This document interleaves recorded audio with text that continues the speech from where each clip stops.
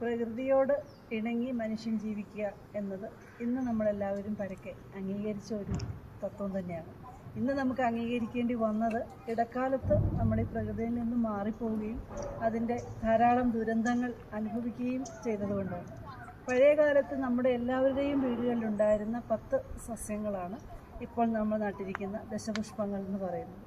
ഇവയെല്ലാം സംരക്ഷിക്കുക എന്നതിന് അതിനെ ദൈവികതയുമായി കൂട്ടിച്ചേർക്കുക എന്നത് വളരെ രസകരവും വളരെ എളുപ്പത്തിൽ സാധിക്കുന്നതുമായ ഒരു കാര്യമായതുകൊണ്ടാണ് കർക്കിടക മാസത്തിൽ രാമായണം വായിക്കുന്നതിന് മുമ്പ് ഈ ദശപുഷ്പങ്ങളെല്ലാം വിളക്കത്ത് വയ്ക്കണം എന്നൊരു ആചാരം നമ്മുടെ നാട്ടിൽ നിലവിൽ വന്നത്.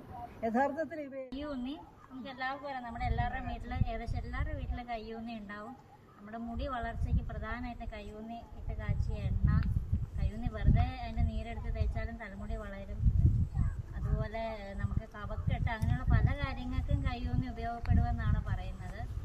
പിന്നെ വിഷ്ണുക്രാന്തി, അത് കുട്ടികളെ സംബന്ധിച്ചിടത്തോളം വിഷ്ണുക്രാന്തി ഏറ്റവും പ്രയോജനമുള്ളതാണ്. ഓർമ്മശക്തി കൂട്ടാനായിട്ട് വിഷ്ണുക്രാന്തി ഉപകരിക്കും എന്നാണ് പറയുന്നത്.